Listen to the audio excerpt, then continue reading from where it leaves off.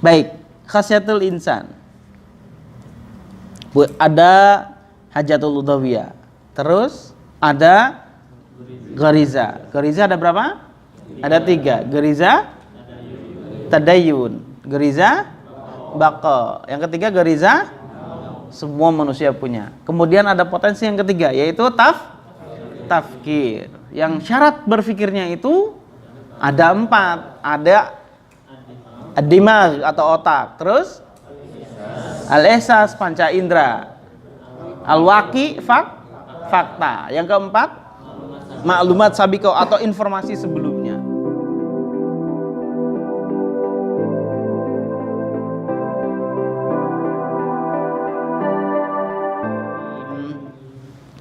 Alhamdulillahirabbil alamin. Bismillahirrahmanirrahim. Assalamualaikum warahmatullahi wabarakatuh. Innal hamdalillah nahmaduhu wa nasta'inuhu wa nastaghfiruh min sururi anfusina wa min sayyiati a'malina may yahdihillahu fala mudhillalah wa may yudhlilhu fala hadiyalah. Asyhadu an la ilaha illallah wa asyhadu anna Muhammadan abduhu wa rasuluh la nabiyya wa rasulah ba'dah. Alhamdulillahirabbil alamin. Hadratil kiram rahimakumullah. Mari kita lanjutkan kajian takhasus kita. Judul besarnya adalah kajian takhasus materi dasar Islam. Yang pertama, pekan sebelumnya kita sudah membahas mengenai materi ahsanul amal. Review sedikit mengenai ahsanul amal.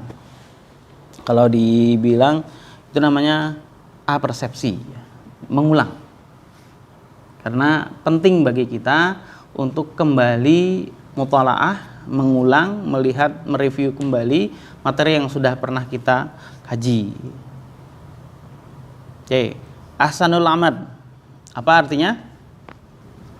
Ahsan artinya apa? Ahsan?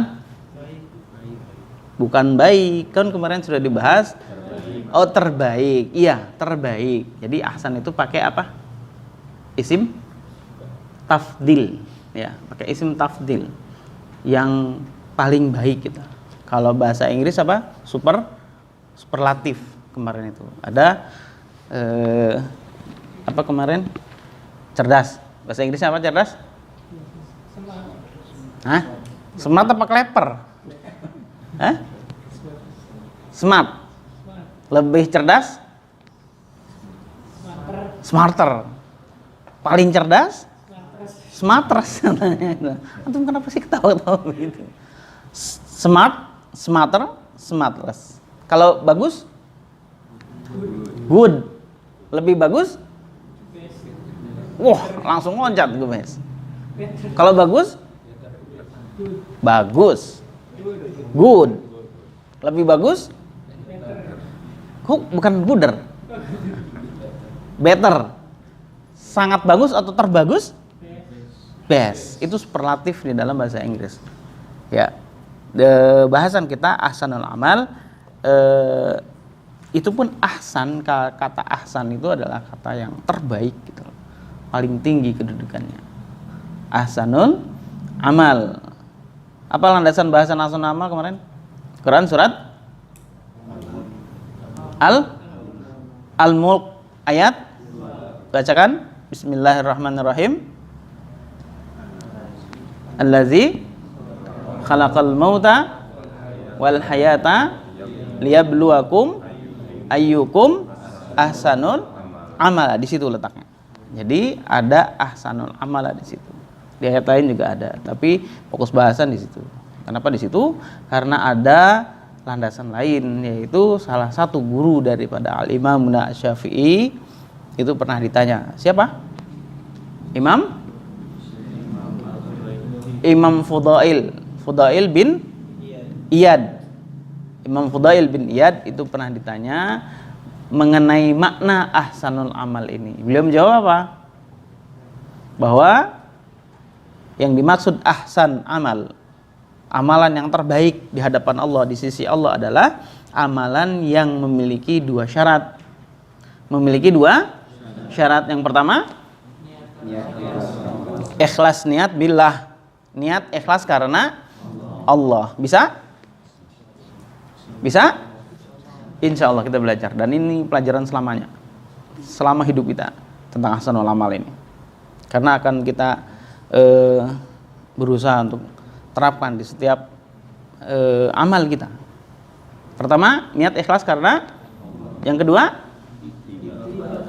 caranya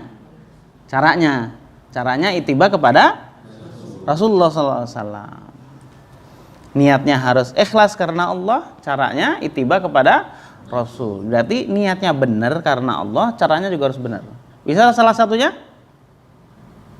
Kalau salah satunya termasuk ahsanul amal? Tidak. Yang dimaksud ahsanul amal bukan salah satunya, tapi kedua-duanya harus ada. Niat ikhlas karena Allah, caranya harus ittiba kepada Rasulullah SAW. Artinya caranya tidak ngada-ngada, sesuai dengan yang dicontohkan oleh Rasulullah SAW.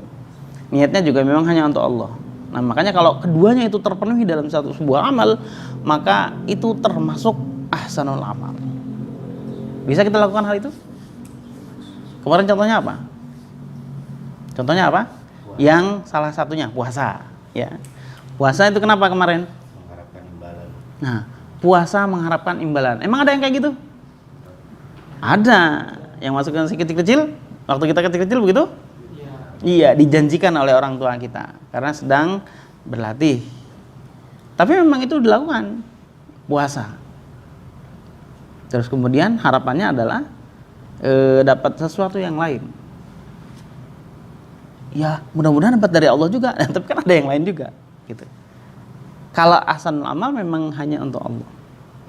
Atau puasa tapi niatnya untuk kesehatan, ya.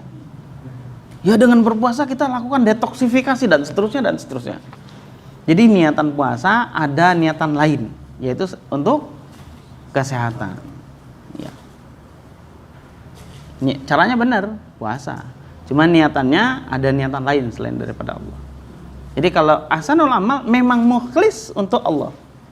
Caranya memang sesuai yang dituntutkan oleh Allah Subhanahu wa taala melalui lisan Rasulullah sallallahu alaihi wasallam. Ya, apalagi contoh kemarin? Hah?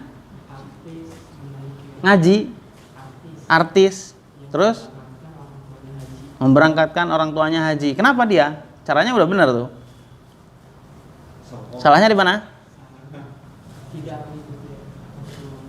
Ya mana? Pas di mana? Niatnya udah benar, bagus. Terus caranya? Belum kenapa? Kerjaannya itu loh. Oh, kerjaannya kenapa? Loh. Artis kerjaannya apa?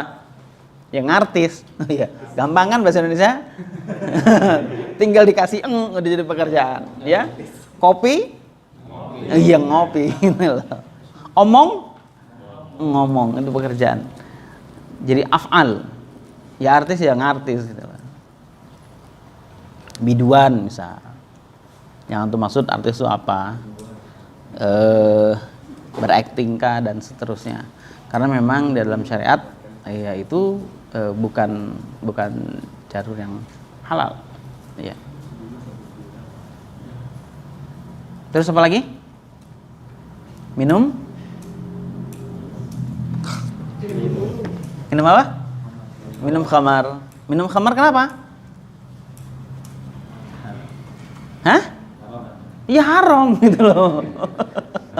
Itu kan bisa di kita gali bahwasanya aktivitas minum khamar itu ada yang niatnya untuk kesehatan. Pun aktivitas untuk meninggalkan minum khamar alasannya kesehatan gitu. Kan kemarin contohnya berapa? Ada 4 orang ya. Yang satu nawarin minum, yang satu nyobain minum, yang satu nggak mau minum karena alasan kesehatan, yang satu meninggalkan minum karena alasan haram. Jadi yang ahsanul amal yang mana? Yang haram itu, ya. Jadi bukan karena alasan yang lain, tapi karena Allah. Itu juga af'al, itu juga perbuatan. Fahim tuh? Oke, reviewnya seperti itu, ya. Lengkapnya ya silakan dilihat kembali. Nanti insya Allah di Hikmah Channel ya, di Hikmah Channel diupload ada tayangan per kajian kita per part. Jadi insya Allah kita lanjut malam hari ini. Kita lanjutkan materi kedua. Materi kedua, semua sudah bawa alat tulis? Ditulis ya. Materi kedua adalah apa? Judulnya kemarin? Khasiatul insan. Khasiatul insan. Apa makna khasiat insan? Khasiat maknanya apa? Kegunaan.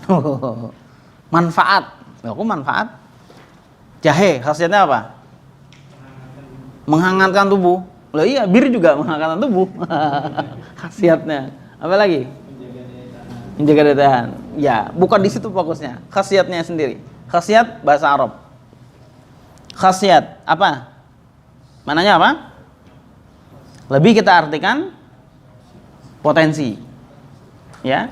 Al-insan manusia. Berarti khasiatul insan potensi. Siapa manusia itu? Kita. Oke, berarti malam hari ini khusus kita membahas kita. Kita bil makna al-insan. Siapa insan itu? Ya kita. Kenapa kita mesti kenal siapa diri kita? Yuk.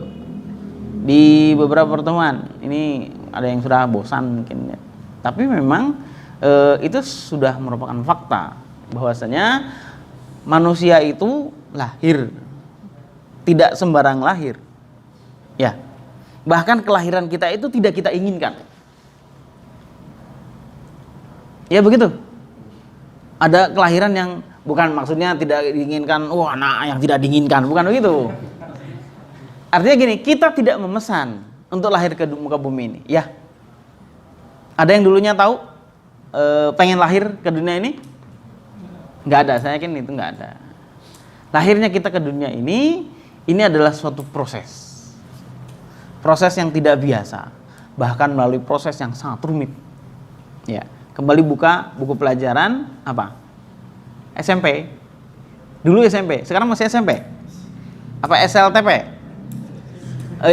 Karep lah definisinya seperti apa. Yang jelas waktu itu kita pernah belajar mengenai bagaimana proses terjadinya manusia atau proses terjadinya makhluk hidup gitu. Ya khusus kita manusia. Bagaimana? Pertemuan antara sel apa? Sel telur, ragu-ragu amat. Sel telur dengan sel sperma. Kalau tanpa itu jadi nggak? Jadi nggak tanpa itu? Ih, kok cicing gue? Ya enggak. Susah amat. Nggak terjadi gitu. Ntar ada yang jawab, kan lagi mentang-mentang lagi ngaji. Allah itu berkuasa kan? Bahkan dari batu bisa jadi manusia. Iya. Nanti itu sessionnya kita bicara masalah qada wal qadar. Jadi secara tabi'inya, secara tabi'inya manusia atau makhluk hidup di alam semesta ini, di jagat ini terjadi secara alami proses. Alami itu sunatullah. Ya. Alami itu secara sunatullah. Sunatullahnya adalah ada sel sperma, ada sel telur, kemudian bertemu. Langsung bertemu? Tidak. Bagaimana? Ada yang tahu prosesnya? Berjuang dulu. Siapa yang berjuang? Siapa yang berjuang? Antum memperjuangkan apa? Iya betul, ada perjuangan. Perjuangan dari siapa? Jadi kalau kita analisis, kalau kita lihat, ini kan fakta. Kemarin kita kan bicara tentang kebenaran ya, salah satunya. Masih ingat? Kemarin kita bicara masalah kebenaran. Kebenaran itu hanya ada dua. Ada kebenaran tasyri, ada kebenaran definisi. Nah ini kebenaran definisi salah satunya.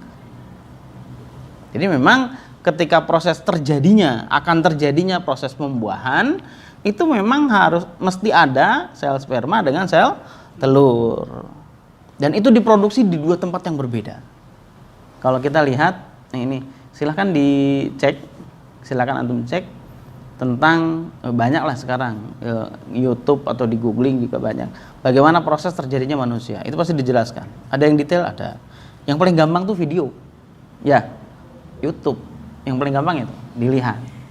Dalam arti kita memperbanyak maklumat bagaimana proses terjadinya manusia, bagaimana prosesnya itu. Nah, kita amati di situ. Ada sel telur dengan sel sperma, langsung ketemu tidak? Ternyata membutuhkan secara alaminya itu membutuhkan jumlah yang tidak sedikit. Berapa? Normalnya seorang laki-laki. Berapa?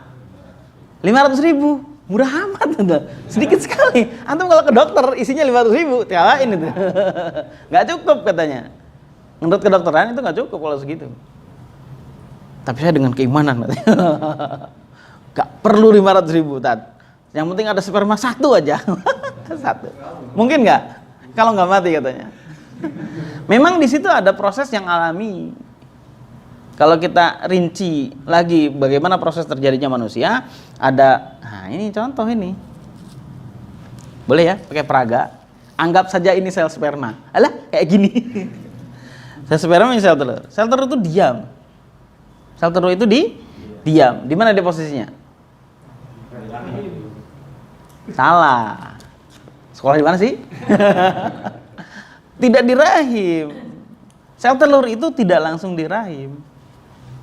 Dia itu di tuba Pavlovi. Alah, itu bahasa apa lagi itu? Terima aja ya. Nanti tinggal di googling. Tuba Pavlovi. Jadi kalau perempuan itu ada yang kayak begini gitu. Kalau gambarnya penampangnya begitu. Kantongnya dia itu. Tempat produksinya di sini. Di kiri dan di kanan. Ada siklusnya. Dan selalu terjadi satu. Kalau bulan ini yang membentuk sel telur di sebelah sini, bulan depan yang ini istirahat. Terus begitu, bergantian. Dan ada masa kadaluarsa. Nah, makanya kalau akhwat, ibu-ibu, maaf nih, Pak ibu-ibu, mereka itu ada masa kadaluarsa untuk memproduksi sel telur. Ada expirednya. Jadi artinya sudah tidak bisa memproduksi lagi. Sebutnya apa? Menopause. Antum tahu sampai ke situ ya? Menopause. Oh, selera yang menopause apa? Maaf ya. Oke. Ada pergantian atau siklus terjadinya sel telur di tuba Pavlovi ya, di sini, di kiri atau di kanan. Dan kalau rincinya lagi itu ada masa kering katanya. Umur 1 sampai 3 hari setelah haid. Sampai serinci itu kita bicara. Nggak apa-apa ya. Di sini udah pada nikah semua? Ada yang belum nikah? Nggak ada hubungannya kita ngomongnya gitu. Itu sehari setelah haid itu disebut masa kering. Dia masih ada di sini dia. Terus setelahnya itu hari ke-3 sampai hari ke-7 atau ke-8 itu masa subur. Oh, direncana tuh yang punya program siapa? Silahkan. Tapi itu ikhtiari ya. Kalau fakta nanti kita bicara. Sel telur, terus kemudian ada sel sperma. Sel sperma itu ketika masuk ke dalam, ke dalam vagina atau lubangnya itu, dia hanya bisa sampai di situ mentok. Nggak bisa mencapai sel telur. Jadi bisa langsung ketemu nggak? Nggak langsung ketemu. Jadi jauh jarak antara sel telur dengan sel sperma. Masih harus ada perjuangan lagi. Oh betul antum, perjuangan. Hidup ini perjuangan, gitu ya. Emang dari dulu perjuangan. Sebelum terciptanya kita, itu sebuah perjuangan. Ya, sebuah perjuangan. Jadi satu lifting. Wah, ngomongnya lifting. Lifting itu apa? Nge-lift apa lift? Alah, tangga. Norak banget semua sih, nggak tahu lift. Lift itu ngangkat kan? Satu liftingan berarti satu angkatan gitu. Memang liftingan liftingan berapa itu? 96 atau angkatan berapa? Satu angkatan berapa jumlahnya? Oi. Hah? 1 juta? Satu liftingan ada berapa angkatan? Ada berapa jumlah? Googling lah. Coba normalnya dalam 1 cc itu ada berapa jumlah? Berapa cc yang dikeluarkan pada saat itu oleh orang tua kita? Kan nggak peduli siapapun orangnya kan. Waktu itu kita kan nggak tahu tadi ke konsep awal. Kita lahir ke dunia itu kita inginkan tidak? Tidak. Ini adalah karunia Allah. Satu itu. Jadi ketika satu angkatan itu biasanya normalnya itu sekitar 200 juta. 200, 300 sampai 500 juta. Banyak amat, ya memang banyak. Segitu jumlahnya. Coba kalau dikumpulkan, sejenis antum semua. Adalah 200 juta. Berdiri berjejer. Loh iya ini serius nih. Berdiri bukan cuma berjejer itu, apa? Ngeronyok. Ngumpul di satu tempat 200 juta. 200 juta memperebutkan satu. Jadi memang yang akan masuk satu. Perjuangan nggak? Perjuangan. Aduh, sudah perjuangan. Iya betul. Jadi kalau perjuangan saat ini mau masuk perguruan tinggi ada kita baru lulus katanya. Saingannya banyak. Berapa saingannya? Ribuan. Alah, cuma ribuan. Masuk kerja, saingannya banyak, lebih banyak. Iya, begitu. Begitu nggak? Masuk kerja banyak saingan? Banyak saingan waktu itu. Tapi tidak sebanyak saingan ketika mau lolos dalam kehidupan dunia ini. Kalau dalam dunia saingan untuk lolos kerja ya paling ribuan. Lolos ke universitas ya paling ribuan. Yang paling banyak nih biasanya lolos PNS. Berapa? Ada yang pernah nyalon ke PNS? Nggak ada di sini. Nggak berani, nggak pede apa? Hah? Nggak minat. Ini yang online tuh yang ngomong. Ada yang nggak minat, atau mungkin memang nggak pede. Masih banyak saingannya. Sebenarnya dulu kita ketika mau masuk ke alam dunia ini, saingan kita itu tadi segitu, 200 juta rata-rata. 200 juta. Kebayang nggak 200 juta jumlahnya saya Pak? Jumlahnya seperti jumlah penduduk Indonesia. Yang lolos cuma satu. Gitu. Jadi perjuangan. Ketika 200 juta langsung menuju ke sini. Dan ketika masuk, pertama kali keluar itu biasanya di dalam dinding rahim itu ada yang namanya apa? Kayak asam. Asam itu apa? Asam, zat asam. Ngerti nggak zat asam? Cuka. Jadi kalau ada cacing atau ada bludru atau apapun itu siram pakai cuka. Gimana? Hah? Kata siapa kelojotan? Buktikan dulu dong. Saya juga nggak tahu ini, saya nanya ini. Kalau dikasih air raksa jelas, ya. Ada yang mati dan seterusnya, ya. Hampir sama seperti itu. Jadi logikanya begini, ketika angkatan kita itu keluar dari tempatnya menuju sel telur, itu biasanya rata-rata dalam 3 detik itu sudah mati. 3 detik sudah mati. Berarti hidupnya itu hanya cuma 3 detik dia. Bayangin, berarti saudara-saudara kita tuh 3 detik sudah mati duluan. Udah terkapar mereka itu, tidak bisa melanjutkan perjuangan. Tapi separuhnya lagi masih sanggup untuk melakukan perjuangan terus menuju rahim ke sini. Kan ada 2. Gimana? Ada yang kesasar. Imajinasimu itu.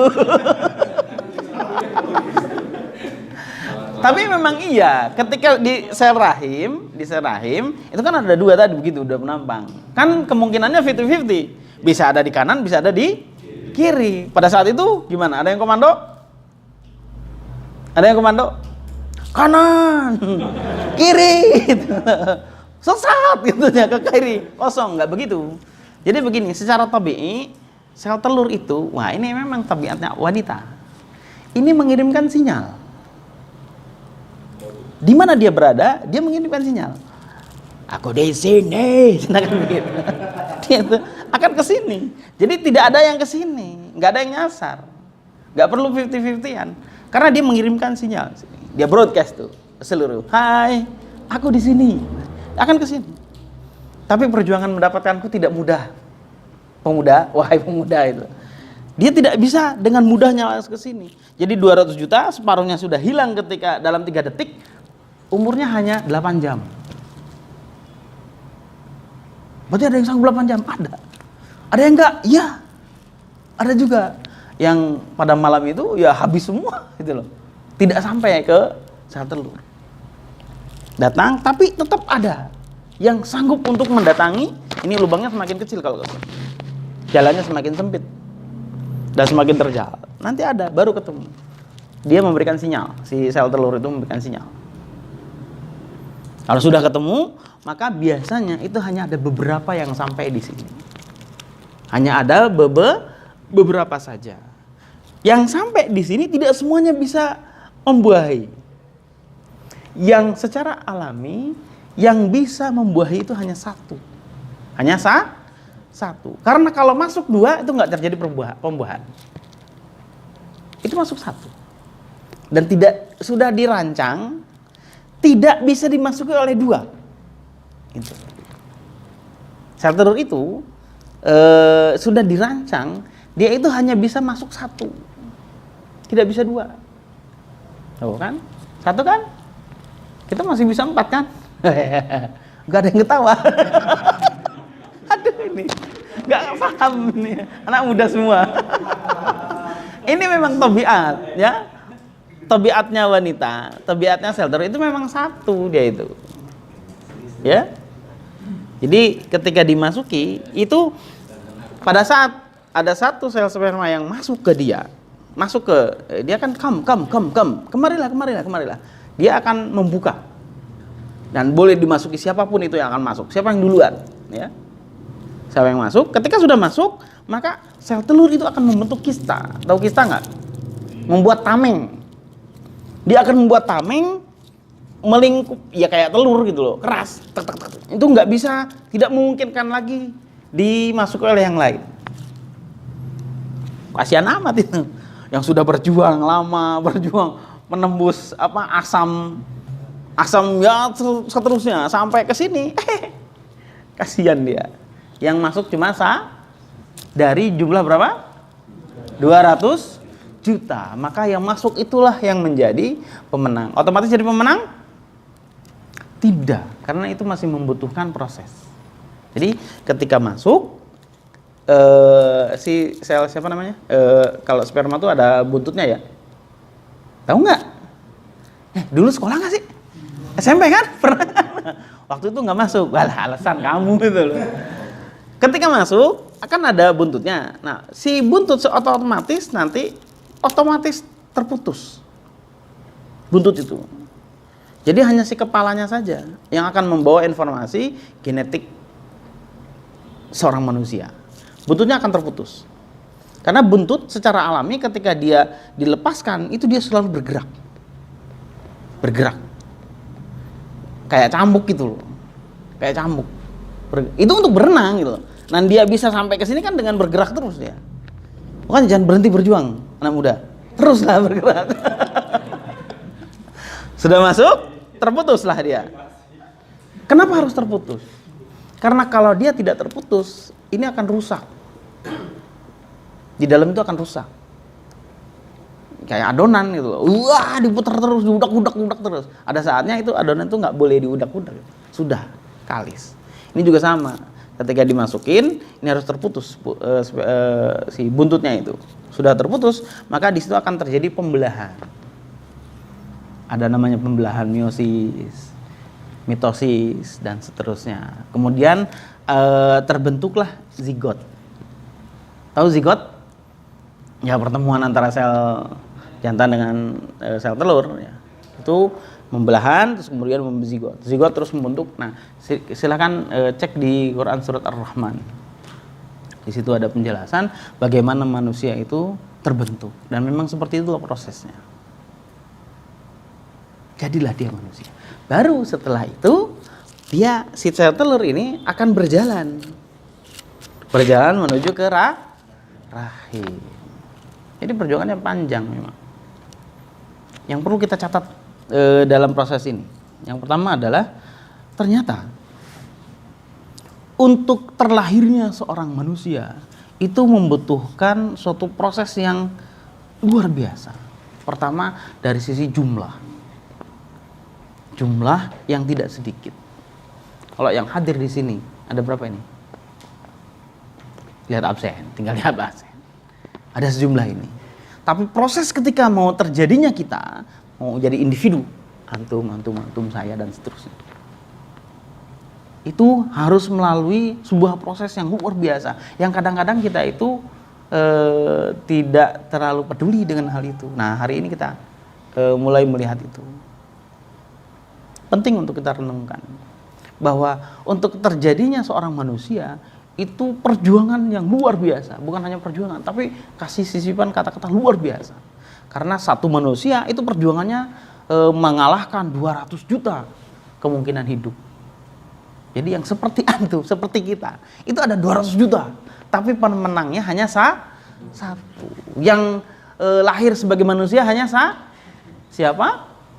Ya kita yang hadir di sini. Ya pemirsa juga, para viewer juga di tempat-tempat yang berada. Yang semuanya jadi manusia. Itu merupakan karunia dari Allah Subhanahu wa taala. Jadi jangan lagi hari ini ada yang mengatakan, ya saya mah apa tuh? Minder, saya mah nggak bisa apa-apa. Loh, kata siapa nggak bisa apa-apa? Dulu kita itu sebelum kita ngeh perkara ini, kita sudah melakukan sebuah perjuangan yang luar biasa. Kita sudah mengalahkan 200 juta kurangi 1, ya kita.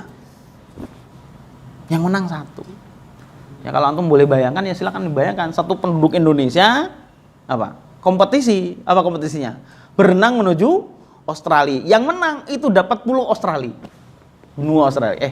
Benua Australia, benua atau pulau? Yang menang hanya 1. Coba. Pernah terjadi kompetisi itu? Hei, pernah terjadi? Belum pernah terjadi, tapi pernah kita alami. Kompetisi dengan sejumlah itu 200 juta lebih. Nanti cross check lagi. Iya. Yang lolos hanya 1. Seyogianya kita bersyukur kepada Allah Subhanahu wa taala bahwa kita telah dilahirkan ke muka bumi ini. Kita memang tidak meminta kepada Allah untuk dilahirkan ke dunia ini, tapi Allah lah yang menciptakan kita untuk terlahir ke dunia ini. Lahir di mana? Bukan disenyum, dijawab. Lahir di Cirebon. Lahir di Cirebon. Minta nggak waktu itu? Enggak. Yuk, lahir di mana? Ya, di Garut. Nggak minta kan? Nggak minta. Direncanakan? Ya nggak pernah direncanakan. Dan semua, kawan semua makhluk, semua kita semua. Kan kita nggak minta. Lahir di mana? Nggak minta. Anak siapa? Di keluarga mana? Nggak minta kita itu. Karena bagian itu kita tidak dihisab oleh Allah. Yang jelas adalah kita sudah dilahirkan. Kalau sudah dilahirkan berarti kan itu kehendak Allah. Allah yang menciptakan, Allah yang meminta kita. Bukan meminta ya, kalau minta itu bentuk persetujuan. Allah yang memberikan anugerah kepada kita untuk lahir ke muka bumi ini. Dengan orang tua bernama Fulan dan Fulana di tempat yang tertentu yang kita semua dilahirkan. Itu melalui proses yang tidak sederhana, bahkan sama sekali tidak sederhana. Dengan proses yang sangat rumit. Ini perlu kita sadari, ini perlu kita syukuri bahwa kita telah dipilih oleh Allah dari sekian ratus juta kemungkinan hidup, jadilah kita. Maka tidak boleh lagi kita saling merendahkan diri atau rendah diri, enggak percaya diri. Kita mesti percaya diri. Karena kitalah orang atau manusia atau makhluk yang dipercaya dari 200 juta kemungkinan itu untuk lahir ke muka bumi. Untuk apa? Untuk apa? Illa liya'budu. Untuk menghamba, untuk menyembah. Makanya kita ketahui dulu siapa dari kita. Bagaimana awal proses terjadinya kita. Oke, paham? Ini sudah menyadari. Kayaknya prosesnya sama semua kan? Ada yang beda? Hah? Loh, yang beda itu hanya ada 2. Yang beda itu hanya ada 2. Ya kan? Lainnya sama. Yang beda itu hanya ada 2. makhluk bernama manusia yang terlahir seperti tadi yang dijelaskan di awal, itu semuanya sama. Nggak ada yang beda. Yang beda itu hanya ada siapa? Nabiullah Adam alaihissalam. Karena tidak melalui proses itu. Ya kan? Tidak pakai tadi. Nggak ada. Itu Allah. Langsung. Prerogatifnya Allah. Yang kedua siapa? Nabiullah Isa alaihissalam. Karena tidak pakai proses itu juga. Nah, ini bagian ini kita bicarakan di bab atau pembahasan qada wal qadar. Insyaallah di situ letaknya. Nah, khusus hari ini Khasyatul Insan kita bahas mengenai diri kita. Kita tidak menginginkan, kita tidak meminta kepada Allah untuk dilahirkan ke dunia ini. Tetapi kita ada perjanjian waktu itu. Pada saat di dalam alam rahim, kemudian kita ditanya oleh Allah, alastu birabbikum. Sudah tahu prosesnya seperti itu, serumitnya seperti itu. Kalau kita rinci lagi, tengok lagi, dilihat lagi sebagian daripada rincian proses terjadinya jabang bayinya itu, kita waktu itu, sebelum itu pasti mengalami hal itu semua. Inilah Nabi anfusikum, dan pada diri kalian. Tuh lihat. Ini apa? Jari. Awalnya kan nggak begini, ya kan? Awalnya tuh rapat gini, ngeri ya. Jadi kayak apa? Yang rapat ada selaputnya itu. Memang awalnya begini satu. Dan tangan kita terdiri dari mungkin miliaran sel. Ya. Allah perintahkan ketika proses terjadinya yang kita tidak tahu. Allah perintahkan, wahai sel yang ada di sini sampai di sini, lakukan bunuh diri massal. Jangan kalian berkembang. Maka mereka bunuh diri. Semua di sini. Dengan rinci, dengan apa? Kalau anak STM itu apa sih namanya? Baut sama mur. Itu harus apa? Presisi. Nah, begitu. Ini juga sama. Ketika Allah perintahkan bunuh diri massal kalian, presisi itu. Tidak ada yang membangkang satu. Maka jadilah jari jemari kita. Kan tadinya gini kan? Apa dibelahin satu-satu gitu loh. Ya dengan cara bunuh diri massal bagian selnya. Gitu. Dan proses itu kita tidak melakukannya. Apa sih bayinya? Oh, kan nggak begitu. Ini proses Allah yang lakukan. Proses penciptaan manusia, proses penciptaan kita. Dengan proses yang tadi yang tidak sederhana, bahkan rumit, sangat rumit. Kalau dilihat dari sisi sains itu luar biasa. Nah, itu manusia, proses terjadinya tidak mudah dengan membutuhkan apa namanya? Ya ilmu untuk mengetahuinya. Sekarang terjadilah manusia, terlahirlah ke alam dunia. Jadilah kita, masing-masing kita. Ya. Kecil, bayi, nggak bisa apa-apa. Terus anak-anak lucu. Oh, pernah lucu antum? Apa nggak lucu sama sekali? Dan seterusnya. Kan biasanya semua bayi itu lucu kan? Ya kan? Setuju semua? Semua bayi lucu kecuali bayi lalat katanya. Kalau bayi lalat lucu nggak? Geli malah. Apa bayi lalat? Belatung. Ada yang suka belatung? Ih lucu banget katanya bayinya. Kan nggak ada yang kayak gitu. Kecuali kita. Semua bayi itu lucu. Lucu. Terus kemudian jadi anak-anak, mulai belagu. Loh iya, kan memang begitu kan. Disuruh-suruh nggak mau dan seterusnya. Remaja, halah tengil dan seterusnya. Belagu sok-sokan, yang laki-laki yang kalau ngudut itu merasa jadi apa? Wah ganteng. Dari mana itu? Ngudut jadi ganteng. Kemakan iklan. Merasa gagah gitu, merasa sebagai ya apalah, semakin gede seterusnya kan seperti itu. Tapi dia lupa, tapi kita semua lupa siapa diri kita. Seyogianya kita duduk bersama, kita kaji khasiatul insan. Apa sih sebenarnya potensi yang dimiliki manusia? Oke, masuk ke bahasan. Khasiatul insan, potensi manusia, bahwa dengan proses yang terjadi sama, yang saya bilang tadi. Semua manusia itu proses terjadinya sama, kecuali dua. Tadi Nabiullah Adam alaihissalam dan Nabiullah Isa alaihissalam. Kecuali dua, prosesnya sama. Prosesnya tidak sama yang dua itu. Lainnya sama. Sedangkan khasiatnya semua sama. Nabiullah Adam juga sama. Nabiullah Isa juga sama. Potensinya, khasiatnya. Apa saja potensi yang dimiliki manusia? Yang pertama adalah al-hajat al-udawiyah. Atau biasa kita menyebut hajatul udawiyah. Hajat. Apa hajat? Datang ya, besok saya hajatan. Kayak gitu biasanya. Hajat apa hajat? Al-hajat udawiyah. Hajatul udawiyah. Yang pertama adalah hajatul udawiyah. Hajatul udawiyah maknanya adalah kebutuhan manusia. Yang kebutuhan itu berupa kebutuhan fisik. Coba kita lihat. Semua manusia punya hajatul udawiyah. Semua manusia punya hajatul udawiyah. Kebutuhan fisik. Contohnya apa? Makan. Ya nggak jauh dari itu. Makan. Terus saudaranya makan biasanya. Minum. Terus tidur.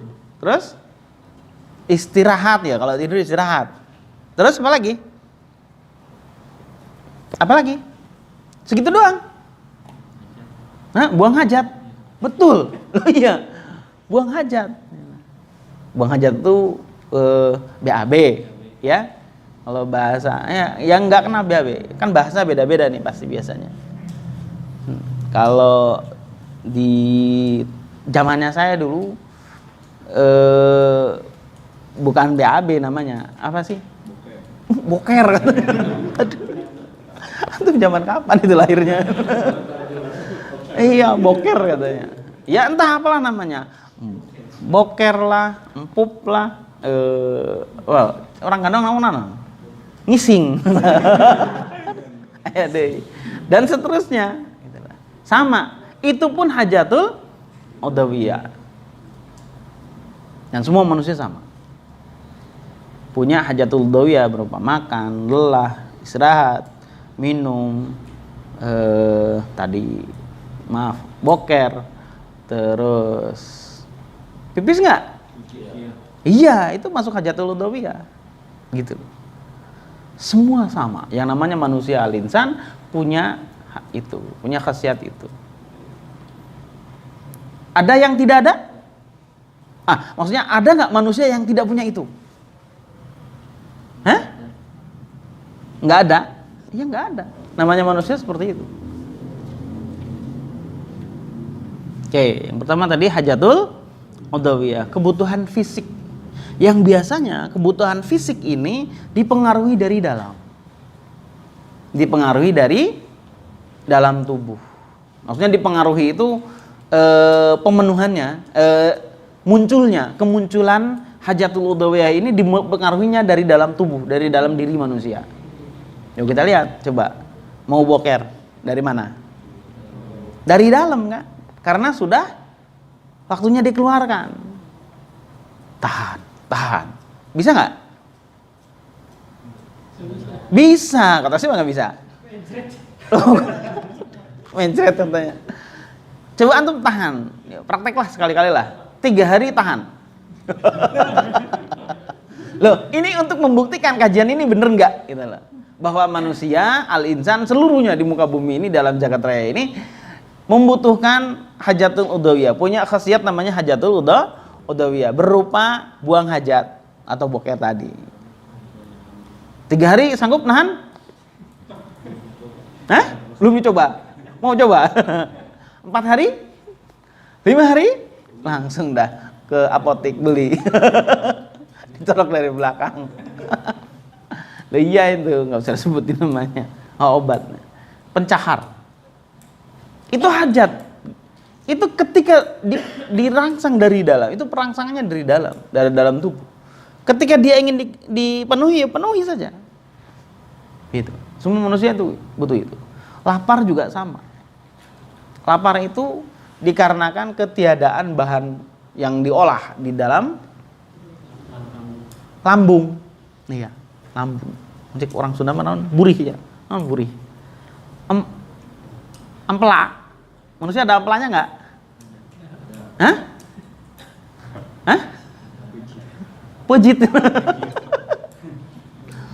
Ketiadaan makanan atau bahan yang akan diolah di dalam lambung, maka dia akan menimbulkan lapar. Biasanya begitu.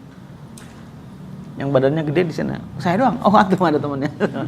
Selalu lapar? Enggak. Oh, lapar wae. Ketiadaan makanan yang diolah di dalam lambung itu akan menimbulkan lapar. Oleh karena itu benarlah bahwa hajatul udhawiyah itu dipengaruhi dari dalam, pipis. Karena stoknya sudah banyak di Di mana biasanya? Di kandung kemih. Itu sudah full, maka dia minta untuk dipenuhi, dikeluarkan. Maka keluarkanlah. Semua manusia sama. Nabiullah juga begitu. Ya. Pejabat juga begitu. Orang kaya begitu, orang miskin begitu. Terpelajar begitu. Anak-anak begitu, semuanya sama. Punya hajatul udhawiyah. Pengaruhnya dari dalam tubuh, ketika dia minta dipenuhi, ya penuhi. Terus apa lagi? Selain hajatul udhawiyah, ada yang namanya ghariza.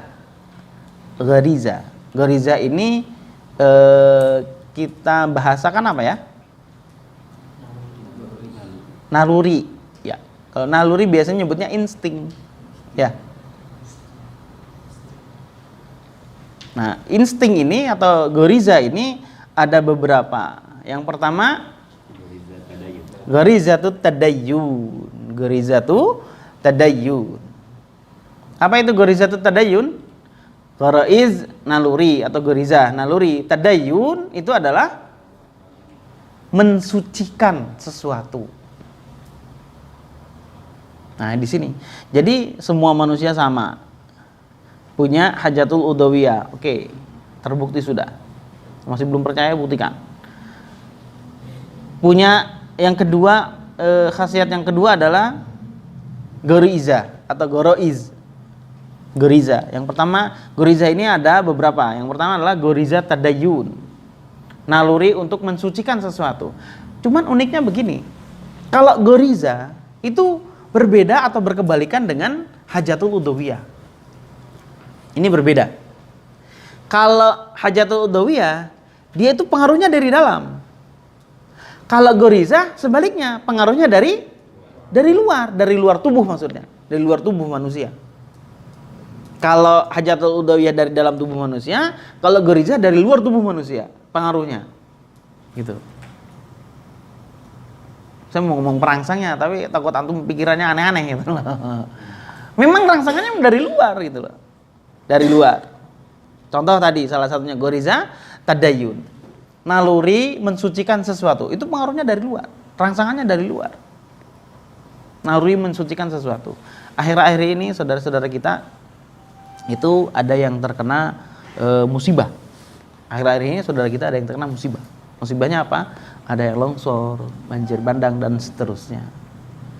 Kalau sebelumnya dulu waktu ngaji tahun berapa ya? Yang maaf menyebut nih, yang nabrak Gunung Salak pesawat apa itu?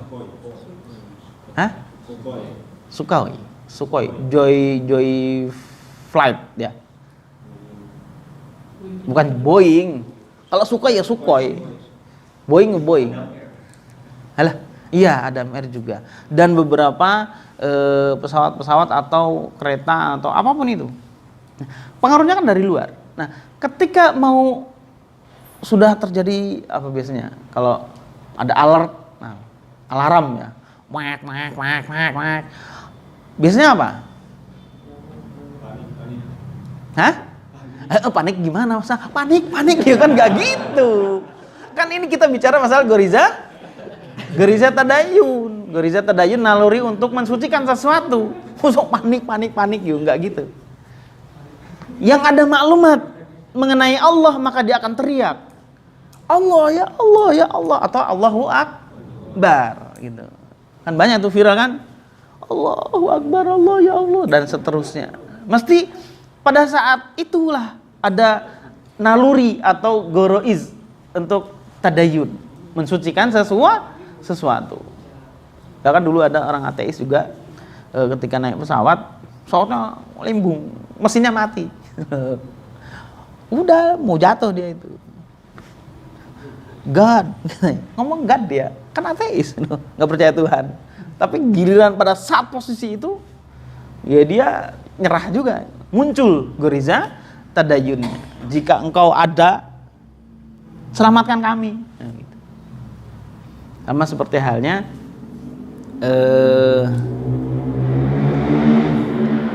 ada yang tahu kisah tentang yang berkaitan dengan hal ini nggak? Salah satunya contohnya Johnny Indo.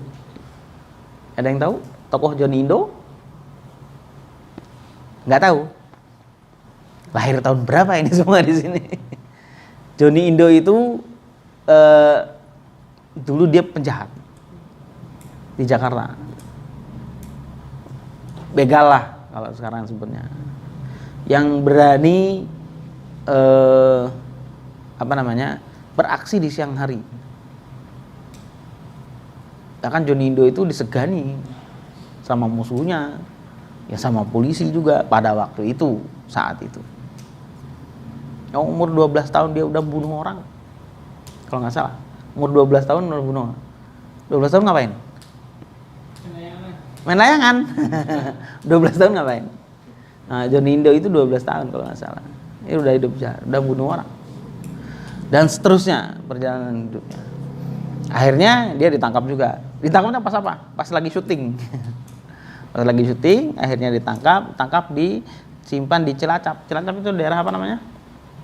Nusa Kambangan. Ini cerita beliau ya. Beliau menyampaikan di dalam salah satu program TV kalau nggak salah. Jadi ketika itu kabur dia. Kan laut ya, air. Kabur dia. Dikelilingi laut. Dia kabur berenang, sekuat-kuatnya berenang, akhirnya dia sampai ke daratan. Sampai daratan itu masih dikejar sama polisi itu. Pesawat dan seterusnya. Nah, pada saat itulah ada titik di mana dia mengatakan, wahai Tuhan, kalau engkau memang ada, tolong selamatkan. Yang ngumpet di semak-semak. Nah, pada saat itulah dia merasa membutuhkan. Artinya apa? Merasa lemah. Nah, biasanya pada saat lemah itulah goriza tadayun itu muncul. Pada saat lemah goriza tadayun muncul. Ya, pada saat itu beliau begitu. Kalau saya hidup sampai besok, ya dia janji itu akan menyembah dia, akan masuk Islam. Jika engkau memang betul-betul ada, selamatkan. Makbul. Akhirnya dia selamat sampai esok harinya. Terus kemudian dia langsung lari. Masuk Islamnya di Istiqlal kalau tidak salah. Kalau saya ingat saya itu di Istiqlal. Nah, inilah seorang penjahat, seorang yang hidupnya nggak karu-karuan. Ya bukan nggak karu-karuan sih, bener jelas. Hidupnya seperti itu, cuman di dalam kehidupan yang bukan jalur yang benar artinya. Muncullah pada saat itu saat dimana titik nadir muncul goriza tadayunnya. Zaman sekarang ngomongnya apa? Hijrah, lagi rame-ramenya hijrah. Ya pada saat itu. Yang sebenarnya yang hijrah itu ingin kembali mengenal Allah dan seterusnya, mengenal Rabbnya. Ya seyogianya ya, silakan hadir di sini, ajak ke sini aja. Terbuka untuk siapapun itu. Hadir di sini. Kita bahas siapa diri kita, untuk apa kita diciptakan. Sangat dari sini. Pada saat kapan muncul goriza tadayun kita? Yuk, ada yang punya pengalaman? Apa? Pada saat susah, biasanya begitu. Pada saat susah di masjidnya lama. Ya Allah, ya Allah, ya Allah, gitu ya. Gitu nggak? Atau nggak pernah susah di sini? Sering. Ya itulah geriza tadayun yang antum bisa rasakan. Ya, manusia punya hajatul ludawiyah. Punya juga geriza. Yang pertama tadi adalah geriza tadayun, naluri untuk mensucikan sesuatu. Dan semua manusia punya, tidak terkecuali. Dan kemunculannya itu dipengaruhi dari eksternal, dari luar diri manusia. Oke, lanjutkan. Setelah geriza tadayun, ada geriza apa lagi? Gerizatul baqa. Apa gerizatul baqa? Naluri untuk mempertahankan diri. Sampai jam berapa kita? Setengah 10. Kita selesaikan ya, insyaallah. Ada gerizatul baqa, naluri untuk mempertahankan diri. Semua manusia punya? Kira-kira semua manusia punya? Naluri untuk mempertahankan diri. Oke, kita lihat. Geriza itu muncul dari luar rangsangannya. Dan ketika rangsangannya datang, maka geriza itu akan muncul. Otomatis itu. Karena ini adalah perkara yang Allah berikan. Namanya khasiat itu Allah sudah, bahasa komputer atau handphone itu apa namanya? Diinstal. Ngerti install nggak? Udah terpasang. Kalau beli handphone biasanya sudah ada apanya? Aplikasi. Nah, itu sudah terinstal. Ada ya aplikasi standarnya. Nah, manusia juga ketika dilahirkan itu sudah terinstal khasiatnya. Yang pertama tadi hajatul udawiyah, terus kemudian geriza itu ada gerizatul baqa, ada gerizatul tadayun, kemudian geriza baqa. Geriza baqa adalah naluri untuk mempertahankan diri. Contoh kecilnya apa? Contoh kecil. Senggol malah marah. Ada yang kesenggol langsung marah. Kebangetan tuh. Banyak yang lain gitu contohnya itulah. Oke. Kalau ada ular berbisa misal. Takut nggak tuh? Lah takutnya maksa mati, takut. Ada kalajengking atau lipan atau apapun itu, benda-benda atau hewan-hewan yang akan punya bisa, apa yang kita lakukan biasanya? Langsung dibunuh. Masya Allah. Antum takutnya sama apa? Semua ditakutin. Kecoa. Ada yang tahu kecoa? Ada yang takut kecoa? Nggak jantan kamu. Takut sama kecoa. Kecoa geli. Ustaz Galang, antum takutnya sama apa? Ular takut itu. Biasanya kalau ada ular berbahaya ataupun tidak, berbisa atau tidak, apa yang antum lakukan? Menjauh. Karena dari luar rangsangan tadi. Nah, itulah bentuk geriza baqa gitu loh. Itu sudah alami itu.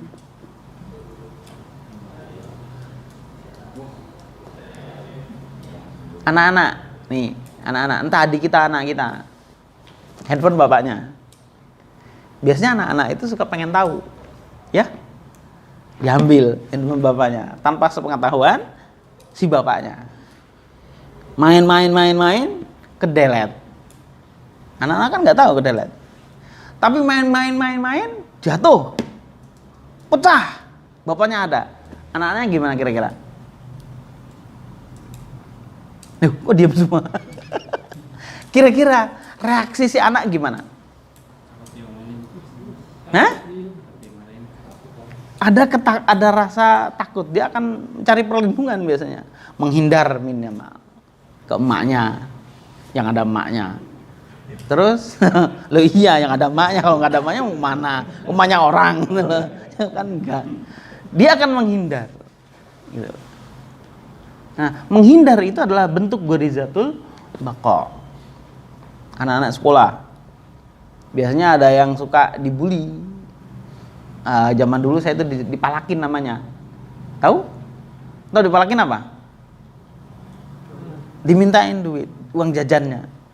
Kalau sudah ada datang Kang Ega nih, wah, jegernya di sekolahan. SD, waduh. Karena 2 tahun gak lulus-lulus. Itu bikin geng gitu loh. Anak yang lain takut biasanya. Kalau ketemu Bang Ega, menghindar dia. Nah itu bentuk goriza bako. Diambil juga. Misal, wah kepret lo. Biasanya gimana? Hei, kalau dikepret, otomatis minimal menghindar. Minimal menghindar. Atau kalau berani, kepret balik katanya gitu. Itu goriza bako dan semua punya. Ya. Makanya aneh kalau ada yang dikepret, cicing, wah, cicing, itu goriza bakonya kemana itu loh? Ada enggak? Minimal dia akan menghindar, minimal menghindar. Kenapa? Karena goriza bako adalah mempertahankan diri. Dia akan menghindar. Hei, nggak kena. Hei, nggak kena. Lo ngecek. Biasanya seperti itu. Nah, itulah goriza bako. Perwujudannya adalah melindungi diri sendiri. Diri sendiri. Pengaruhnya dari luar. Tawon dan seterusnya. Oke, setelah goriza bako apa? Ada goriza tadayun, kemudian goriza bako. Terus ada goriza tenau. Yang ketiga adalah goriza nau. Goriza tenau. Naluri untuk memperbanyak keturunan. Atau lebih luasnya adalah naluri untuk menyayangi jenis yang sama. Bahasanya begitu saya. Kalau dulu ngomongnya naluri menyukai sesama jenis. Lah, sekarang bahaya ngomong kayak gitu. Naluri untuk menyukai jenis yang sama, benar gitu? Maksudnya jenis yang sama tuh manusia sukanya sama manusia gitu loh. Nah iya kan? Kan aneh merenan manusia sukanya sama selain daripada manusia. Kan aneh itu. Goriza nau itu adalah naluri untuk menyukai atau menyayangi jenisnya atau untuk melestarikan jenisnya. Ya. Itu naluriyah. Makanya kalau ada di masa tertentu kita balik, ya, balik, terus kemudian kita menyukai si fulana, misalkan lagi sekolah punya inceran atau dijengjerehkeun bahasa Sunda mah. Antum kenapa yang senyum-senyum? Pengalaman pribadi. Dijengjerehkeun elde cie nah kayak gitu. Itu tabii itu. Itu alami. Bisa nggak dihilangkan? Nggak bisa. Kenapa? Karena ini sudah defaultnya, sudah terinstal langsung dari Allah. Inilah gorizah nau. Ketika ada seorang laki-laki menyukai perempuan, itu sudah alami. Karena memang itulah gorizah nau. Gitu. Karena memang lebih luasnya gorizah nau adalah memang menyukai. Gitu loh. Kan sekarang lebih banyak lagi ada. Suka sesama jenis ada. Ngeri sekarang itu. Siapa? Yang Inggris itu? Siapa? Reinhardt itu ada, itu pun sama. Itu goriza nau juga. Cuman memang ada kekeliruan. Nah, itu akan kita bahas setelah ini. Jadi memang ada kondisi menyukai atau lebih luasnya menyayangi. Jadi kalau ada seorang ayah atau ibu menyayangi anaknya, itulah goriza nau, gitu loh. Kalau kita punya adik, sayang sama adik kita, itu goriza nau. Kalau adik menyayangi kakaknya, nggak suka kakaknya diapa-apain sama orang lain, itu goriza nau. Belain saudara karena dia merasa satu saudara, itu goriza nau, gitu. Goriza apa? Goriza nau. Naluri untuk menyayangi atau melestarikan jenisnya. Lebih luasnya yaitu menyayangi. Ada pada semua manusia? Ya kan? termasuk antum semua yang ada di sini, yang ada di mengakses kajian ini. Ada goriza nau. Selain itu, goriza tadayun, goriza baqa, goriza nau, satu lagi? Hah? Nah, khasiat insan tadi apa? Satu, hajatul udawiyah, naluri kebutuhan fisik yang dipengaruhi dari dalam. Yang kedua, goriza, naluri yang dipengaruhi dari luar. Semua ya tadi tadayun, baqa sama nau. Itu semuanya dari luar.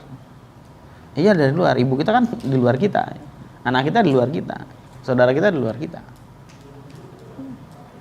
Kemudian ada khasiat lain yang dimiliki oleh insan, yang dikaruniakan oleh Allah untuk seorang manusia, yaitu at-tafkir. Apa? Tafkir. Udah berapa tuh khasiat insan?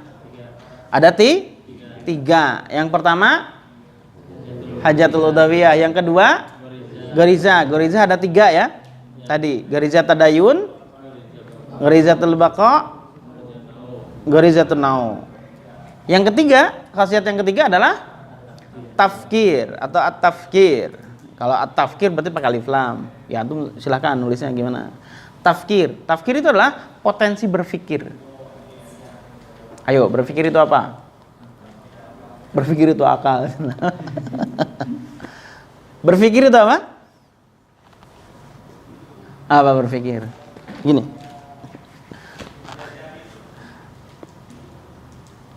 Apa berpikir? Tahu nggak definisi berpikir apa?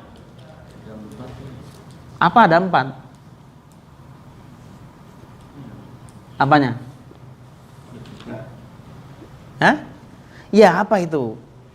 Syarat berpikir. Syarat berpikir. Jadi berpikir itu ada syaratnya. Ada syarat-syarat berpikirnya. Seseorang bisa berpikir itu harus terpenuhi 4 syarat. Tanpa 4 syarat itu, maka seseorang tidak mungkin bisa berpikir. Apa saja syaratnya? Yang pertama, sehat. Apanya yang sehat? Pikirannya sehat. Kalau sehatnya pikirannya nggak sehat, nggak bisa mikir gitu loh. Apa sih baca indra?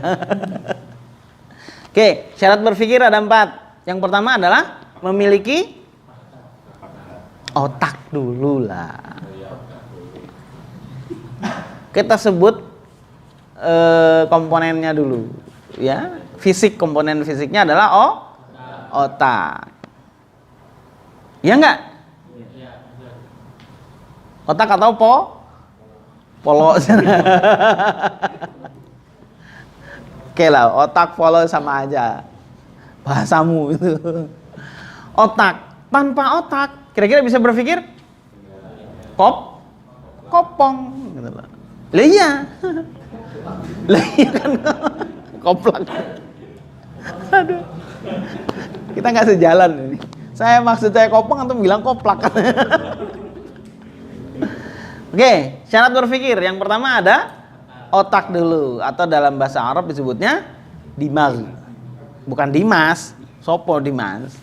Dimag. Dal mim ghain. Pakai alif lam depannya. Ad-dimag. Otak artinya. Atau bahasamu polo. Gitu. Apa bahasa lain lagi ada? Hah? Utak. Iya, otak, Bang. Utak. Jawabannya pun punti, Mas. Malang guyu.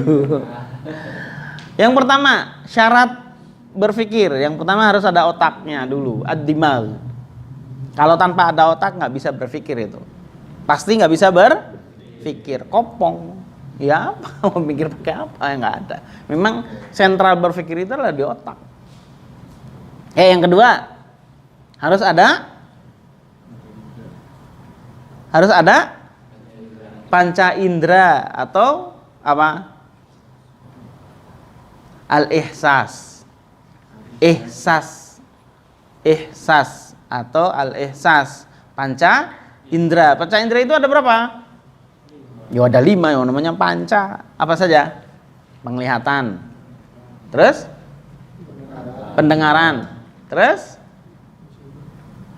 Penglihatan, pendengaran. Penciuman. Perasa. Bedanya apa penciuman dengan perasa? Oke, satu lagi? Hah? Hidung. Gimana sih atau disebutin organnya? Panca indera kan? 1 penglihatan, pendengaran, penciuman. Oke, penciuman. Terus? Perasa. Baperan. Bukan itu maksudnya. Perasa itu rasa, mengecap gitu, rasa. Biasanya lidah ya, lisan. Terus? Praba. Mesti ada itu atau salah satunya, makanya disebutnya ihsas. Panca indera. Harus ada semua? Nggak perlu ada semua. Karena bisa tidak ada salah satu, tetap bisa mengindra. Yang penting dia bisa mengindra. Ya? Nggak ada mata, masih ada pendengaran. Ada pengecap, penciuman gitu. Oke, ada otak, ada dimag, terus ada al-ihsas atau panca indera. Ada otaknya tapi nggak ada panca inderanya, bisa berpikir? Nggak bisa. Tapi kan sentralnya ada otak. Bisa berpikir? Ya nggak bisa, karena mau mengindra apa? Informasi apa yang akan dipikirkan? Harus sampai ke otak itu, informasi sampai ke otak itu untuk dipikirkan ya melalui panca indera ini. Paham? Oke. Yang ketiga ada fakta atau waqi'. Nah, ada otaknya, ada panca inderanya, ada faktanya. Ada otaknya, ada panca inderanya, nggak ada faktanya. Loh, apa yang mau dipikirkan? Ya kan? Kosong. Kopong we, kosong we. Apa? Halu. Halu itu masih ada yang dipikirkan. Iya, halu itu masih ada yang dipikirkan, masih terfikir itu. Paham nggak? Halu itu masih ada yang dipikirkan. Atau halu kan berarti kan sesuatu yang dia imajinasikan, ya, halusinasikan. Berarti kan memang ada objeknya, itu. Halu itu masih terfikirkan. Tapi faktanya memang fakta yang tidak terjangkau biasanya, halu itu. Pengen punya apa biasanya? Atau punya apa? Enggak halu. Iya, itulah. Otak, ada panca indera, terus kemudian ada fakta. Ya, halu itu berarti faktanya fakta yang hanya dia yang bisa mengindra. Nah, itu halu. Tapi bisa difikirkan. Terus ada maklumatus sabiqah atau informasi sebelumnya. 4 itu syarat bisa berpikir. Keempatnya ada, maka baru bisa berpikir. Salah satunya tidak ada, maka tidak bisa berpikir. Antum bisa lihat aja lah. Ada otaknya, ada panca inderanya, ada faktanya, tapi tidak ada maklumat sebelumnya, maka tidak bisa berpikir. Mentok aja, mentok. Nah itu. Jadi kalau ada waktu itu kita sekolah, ujian, gak pernah belajar Pitagoras, disuguhkan soal Pitagoras, apa yang terjadi? Blank biasanya nyebutnya ya, blank. Kalau anak sekarang nggak gitu, kreatif. Bu, pada saat itu saya nggak hadir. Alah, itu jawabannya. Banyak macamnya kan sekarang, bikin puisi malah, atau curhat, atau segala macam. Biasanya dijawab lagi sama gurunya. dan seterusnya. Oke, berpikir syaratnya ada 4. Yang pertama ada otak, ad-dimag, kemudian ada panca indera atau alisas, kemudian ada fakta al-waqi, kemudian harus ada maklumat sabiqah atau informasi sebelumnya. Kenapa maklumat sabiqah dimasukkan? Karena memang ini penting. Posisi maklumat sabiqah sama dengan ini. Tapi ini tidak termasuk organ. Maksudnya kalau otak kan memang ada dalam diri, panca indera ada dalam diri, fakta memang objek yang akan kita pikirkan. Terus kemudian maklumat sabiqah ini adalah sesuatu yang lain. Sesuatu yang lain yang diberikan atau yang dimasukkan. Maklumat. Makanya gampang kalau kita waktu itu nggak bisa jawab soal, berarti maklumat kita kurang. Makanya kita nggak bisa jawab. Giliran yang gampang karena kita punya maklumat. Ya. Jadi yang sekolahnya, wah itu pinter banget itu. Ya karena dia sering menambah maklumatnya gitu loh. Murojaah di rumah, Pitagoras dan seterusnya. Jadi kalau gitu ada yang goblok nggak manusia itu? Gue pede banget, nggak ada. Nggak ada. Ya secara konsep berpikir memang begitu. Kita nggak bisa, kita nggak tahu karena kita kurang maklumat. Oke, betul memang. Kalau maklumat itu kita itu perbanyak, maka kita bisa gampang, mudah bisa menyelesaikan. Ya kan? Cuman waktu itu kita ya akui sajalah. Ya, seperti itu. Jadi untuk bisa berpikir ada syaratnya. Ada 4 syarat yang harus dipenuhi. Harus ada otak, panca indera, fakta, dan maklumat. Sedikit kalau dulu saya suka ada brain games. Buktikan kalau maklumat sabiqah itu kedudukannya sama, harus ada ketika mau memikirkan sesuatu. Apa kira-kira? Hadirkan sebuah fakta yang kita tidak ada maklumat sebelumnya. Ada yang punya? Ada yang pede? Apa kira-kira? Saya tanya apa waktu itu? 66. Wah ini viewer ada yang tahu nanti. Tinggal googling aja sekalian. 66 itu apa? Oke, yang hadir di sini. Tahu 66? Angka tat 66. Oh bukan. Ada yang tahu 66? Nah, yang sudah ada maklumat. Ambil dan tahu 66? Kenapa nggak tahu? Otak punya nggak? Kejem amat. Apaan ya? Loh iya kan ini kita buktikan. Loh, syarat berpikir itu ada 4. Yang pertama harus ada otaknya dulu. Punya otak nggak? Otaknya ada. Terus? Panca indera. Dengar nggak perintahnya? Objeknya apa? No, faktanya udah 66. Maklumatnya? Belum tahu. Jadi apa 66? Tolong jelaskan kepada kami dan kepada viewer yang ada di channel ini. 66 itu apa? Beneran nggak tahu? Kenapa nggak tahu? Serius nanya nih saya ini. Perlu kita kasih hadiah? Apa kira-kira? Siapa yang merelakan hartanya? Bodomet nggak? Nggak ridho. Kira-kira kalau dikasih hadiah bisa tahu nggak? Antum minta berapa? Minta apa? Dia malah ketawa. Nah ini membuktikan bahwasanya kalau tidak ada salah satu komponen itu manusia tidak bisa berpikir. Itu. Oke, ada yang tahu nggak? Barge. Ngomongnya aja sampai begitu saya. BARGE. Apa? Biasanya saya tulis biasanya. Apa? Barge. Senyum aja kayak yang tahu. Apa barge? Saya tahu siapa? Nggak tahu tuh, pura-pura nggak tahu. Beneran nggak tahu. Coba kerahkan segenap kemampuan antum. Lu masa begini. Ada yang tahu barge? Tidak tahu. Oke, yang hadir di sini, otaknya ada nggak? Oh ini nanya beneran ini, konotasi bener ini. Ada otaknya kan semua? Oke, panca indera bisa dengarkan fakta atau objek yang akan dipikirkan apa?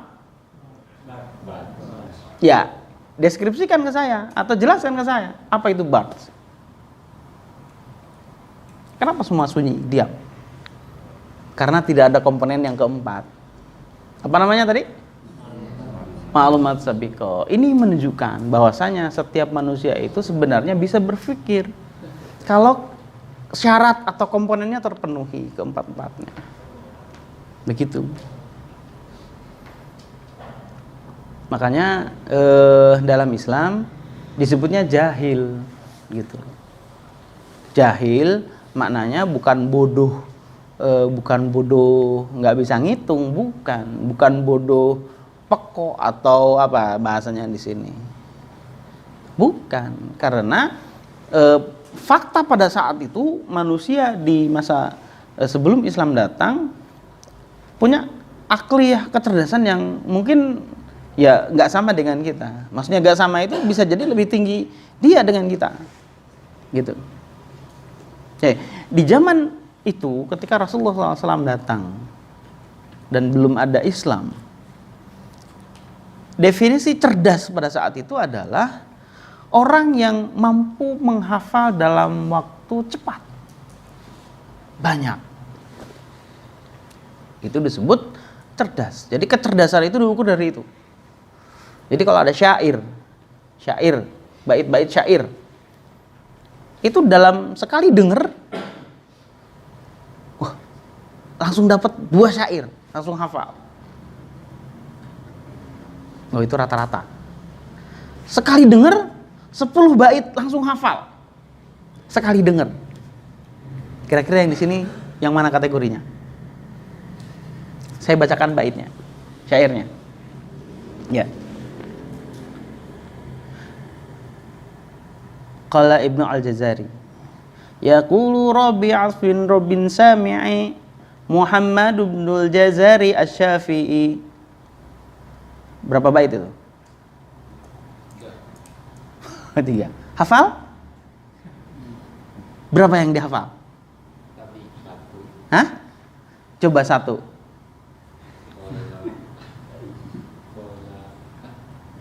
Hah? Kolar.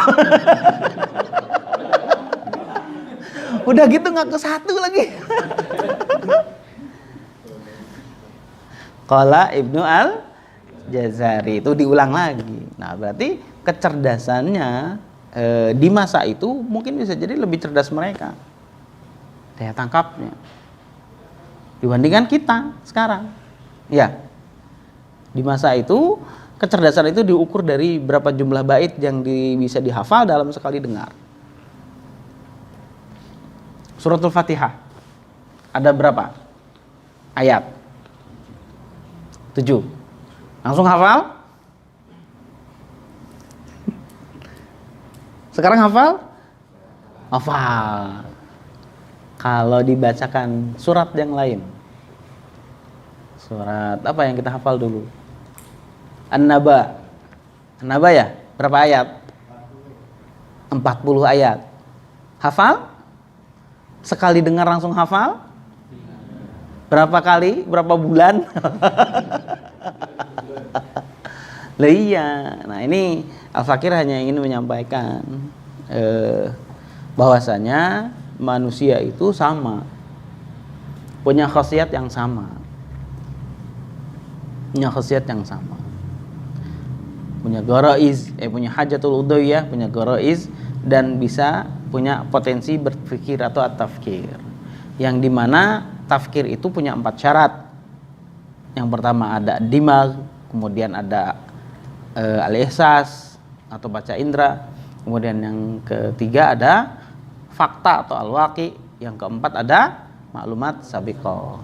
Semuanya bisa kita raih gitu loh, walaupun kecepatannya beda-beda. Ya, diakui ya, diakui. Kalau dulu pernah saya sampaikan bahwasanya kita itu ibarat apa sekarang biasanya? Motor. Ya, motor itu kan macam-macam. Oh, yang hadir di sini. Ada yang bawa Tiger? Nggak ada. Ada yang bawa Vario? Berapa orang? 1, 2, 3 Vario. Ada yang bawa Mio? Ada yang bawa Astrea? Tahu Astrea nggak? Tahu, Astrea 70. Ada yang bawa? Ada yang bawa Vespa? Oh, Vespa yang mana tadi nih? Yang baru atau yang lama? Alah, akui saja maksud saya. Vespa yang sudah nggak ada pajaknya lah, yang sudah tidak diproduksi lagi. Terbayang? Ada yang bawa di sini? Nggak ada. Ada yang tahu Honda Win? Tahu. Ada yang lebih tua dari itu? Coba di sini yang paling tua motor apa? Hah? Motor apa paling tua? Hah? C70? Oh iya, C70 yang merah ya? Bawa antum? Oh enggak. Oke, kita jejerin itu motor itu. Dari mulai yang cc 300, 250, 150, 120, 110 sampai yang paling kecil motor berapa cc-nya? 100. Ada yang lebih kecil dari itu? Ada motor anak-anak itu loh. Hah? Belum tentu hidup semua. Oh, kita jejerin, terus kemudian kita buat sayembara, besok kita touring. Kemana? Ke Pangandaran. Dari Cilengsi, Bogor ke Pangandaran. Kira-kira sampai semua enggak? Sampai semua enggak? Sampai sih tahan. Coba, yang sampai 2 jam ada enggak? Enggak ada. Oh, enggak ada. Yang sampai 8 jam? Ada. Yang sampai 4 hari?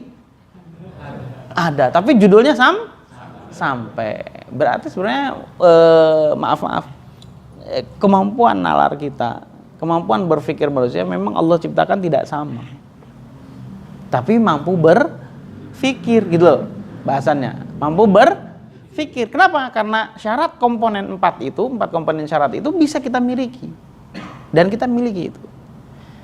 Walaupun kecepatan berpikirnya tidak sama kayak kendaraan tadi, misalkan begitu. Ada yang cepat set sampai haji sekali hadir langsung tahu, langsung paham, oh ya. Di review oke. Ada juga yang haji minggu lalu materinya apa ya? Udah di ini dulu khasiatul, oh iya khasiatul insan gitu. Ya akui saja seperti itu. Baik, khasiatul insan. Ada hajatul ludawiyah. Terus ada gariza. Gariza ada berapa? Ada 3. Gariza tadayun. Gariza baqa. Yang ketiga gariza semua manusia punya. Kemudian ada potensi yang ketiga yaitu tafkir. Yang syarat berpikirnya itu ada 4. Ada ad-dimag atau otak. Terus al-ihsas panca indera. Al-waqi fakta. Yang keempat maklumat sabiqah atau informasi sebelumnya. Ya. Itu harus ada. Maka baru bisa berpikir. Lanjutan sedikit. Barj atau nam-nam. Oke. Cluenya adalah nam-nam itu buah. Nam-nam buah. Buah apa kira-kira? Kembali ke itu. Buah apa kira-kira? Kebayang nggak? Masih belum kebayang. Kayak apa kira-kira? Bulat. Udah mulai bisa berpikir kan? Udah bulat dulu. Karena kebanyakan buah bulat. Kelapa, manggu, jambu, kacapi dan seterusnya. Bulat. Oke, tapi lihat perbedaannya. Sebelumnya kan nggak bisa sama sekali. Maksudnya nggak bisa berpikir sama sekali, blank katanya kan begitu. Tapi sekarang udah ada clue, ada maklumat baru, yaitu buah. Makanya udah bisa ngomong, bulat, walaupun itu spekulasi gitu ya. Kali aja bener. Karena kebanyakan buah bentuknya bulat gitu loh. Udah hampir betul. Tapi masih jauh. Rasanya apa? Nggak tahu. Rasanya sepet-sepet. Coba kira-kira. Bentuknya bulat, rasanya sepet-sepet. Kayak gimana? Maksudnya kayak apa? Nah, mangga. Mangga bulat emang. Oh, ada yang mangga bulat ya? Ukurannya segede apa? Seperti apel yang hijau itu yang kecil-kecil. Hampir mirip itu, cuma bentuknya nggak beraturan. Googling lah. Itu sebenarnya ada banyak nama. Ada nama lokal, ada nama interlokal. Gitu. Ada 6. Kalau nama lokalnya disebutnya peti anjing itu. Iya, itu peti anjing disebutnya. Kalau waktu saya ngisi di Cipecang, ada yang pernah hadir nggak? Oh itu nyebutnya bukan itu lagi, adalah pentil anjing. Nah, maaf gitu ya. Ya lah, sekarang kira-kira sudah tahu, sudah bisa berpikir meskipun belum sempurna. Itu udah ada terbayang. Berarti terbayang di kita 66. Kalau disebutkan 66 berarti buah. Rasanya sepet-sepet. Ya, tinggal berpikir berarti kira-kira. Ya kan nggak sama nih otaknya. Ada yang mikir kupa. Nyawa kupa tuh. Kupa apa jangan-jangan nggak tahu? Hah? Tahu kupa? Hah? Nggak tahu kupa? Kupa nggak tahu? Kupa warnanya ungu. Ya kalau masih mudanya hijau, bulat. Rasanya asem. Nah, tinggal dicek kupa. Itu salah satu juga. Bisa berpikir. Oke. Fokus bahasan. Ini udah mau selesai biasanya. Apakah semua yang memiliki otak, yang memiliki panca indera, yang bisa menyerap fakta, kemudian diberikan maklumat sabikoh, bisa berpikir? Ulangi pertanyaan. Kan tadi syarat berpikir ada 4. Apakah kebalikannya? Pertanyaannya adalah, apakah semua yang memiliki keempat syarat berpikir ini bisa berpikir? Ngerti nggak pertanyaannya? Syarat berpikir ada 4. Harus ada otak, harus ada panca indera, harus ada fakta, harus ada maklumat. Pertanyaannya, apakah yang memiliki keempat syarat ini bisa berpikir? Semua? Bisa. Bener bisa? Enggak. Oh, nggak sepakat ini. Bisa? Enggak. Kita buktikan. Ayo, udah mesem-mesem, takut jadi tersangka. Loh iya, kan kita bahas ini. Kan kita, judul malam hari ini adalah khasiat al-insan. Siapa kita? Kita harus pahami itu. Tadi di awal disebutkan, pernahkah kita minta Allah, merequest Allah untuk diciptakan ke alam jagat raya ini? Kan kita enggak. Ya kan? Atau kita pernah merequest, ya Allah lahirkan di si fulan atau di tempat anu-anu? Kan tidak. Lah berarti ada hal yang lain. Terus kemudian kita bahas khasiat apa atau potensi apa yang ada pada diri manusia. Hajatul ludawiyah, rata semua punya. Ghariza, semua rata. Tafkir, apakah semua punya? Ternyata tidak. Contoh, orang gila. Orang tahu nggak orang gila? Tahu orang gila?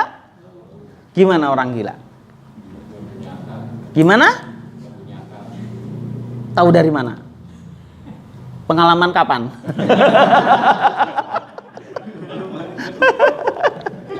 Loh, ini kita bahas beneran ini. Coba kita lihat, analisa sekali lagi. Orang gila, nih fokusnya adalah orang gila. Faktanya orang gila. Orang gila punya otak? Serius, punya otak nggak? Perlu dibuktikan? Sadis. Gak perlu dibuktikan. Orang gila punya otak. Punya panca indera nggak?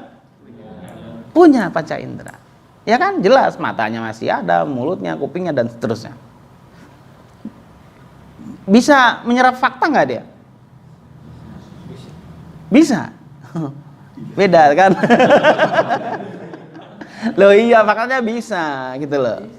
Orang gila itu kan makan, coba antum sodorkan dia itu daun dengan sodorkan keripik. Yang dimakan apa? Oh. Pengalamannya begitu dia. Emang orang gila makan daun? Sedih amat antum itu dulu. Orang gila itu makan makanan sama dengan kita makan. Iya kan? Coba antum bisa lihatlah. Meskipun ya tahu lah, kita antum beli nasi padang gitu. Beli nasi padang, kasih ke orang gila. Kira-kira dimakan semua enggak? Maksudnya sama bungkusnya gitu loh. Ya enggak kan? Pasti dimakan sama seperti kita yang kita makan. Gitu loh. Kertasnya? Plastiknya? Karetnya? Diketin lagi. Itu masa lalu lah. Masalahmu.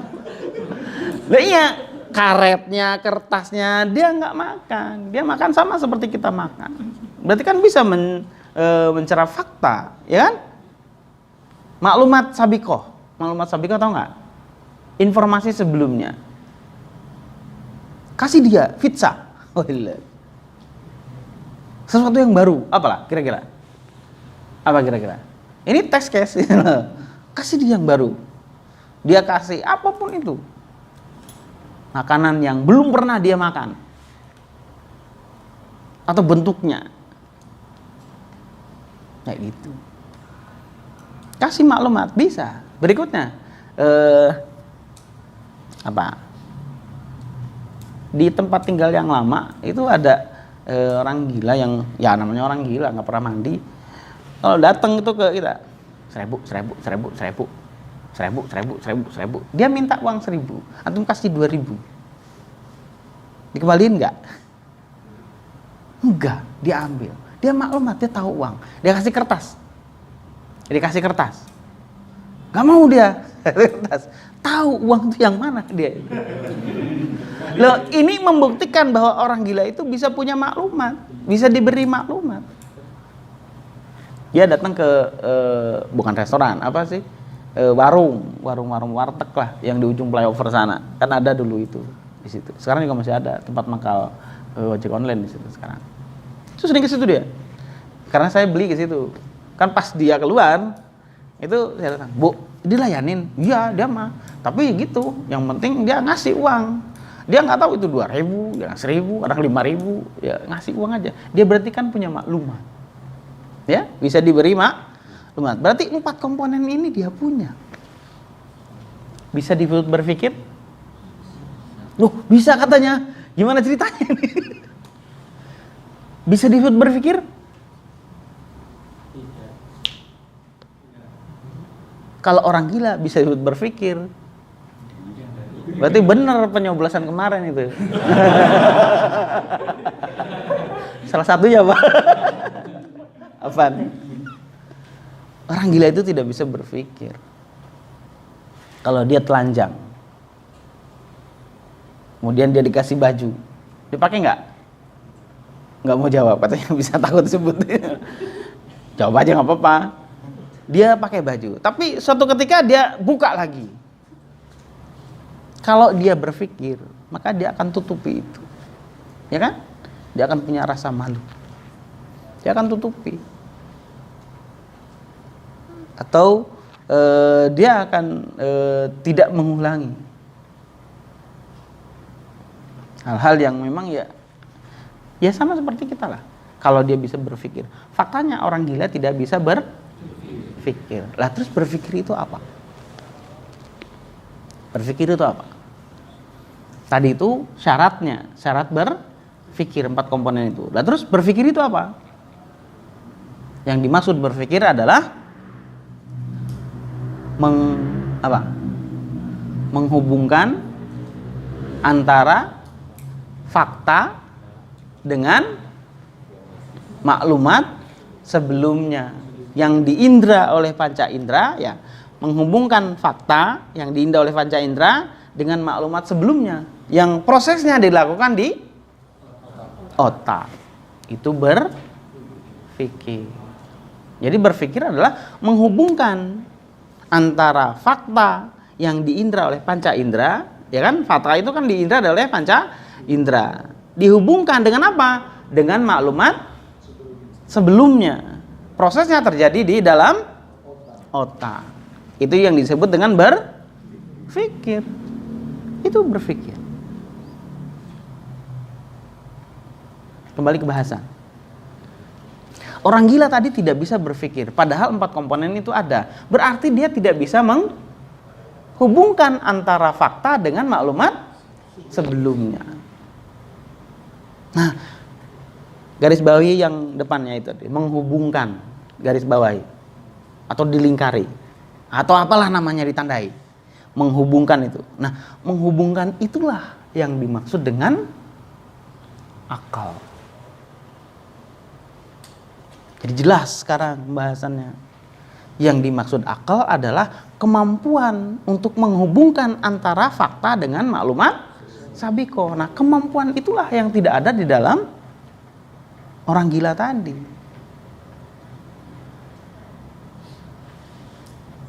Berarti akal itu apa? Akal apa? Akal? Kemampuan menghubungkan apa? Fakta dengan maklumat sabiko. Itulah akal. Orang gila tidak punya itu. Orang gila tidak punya kemampuan itu. Makanya akalnya diambil. Dasar tuh boga akal.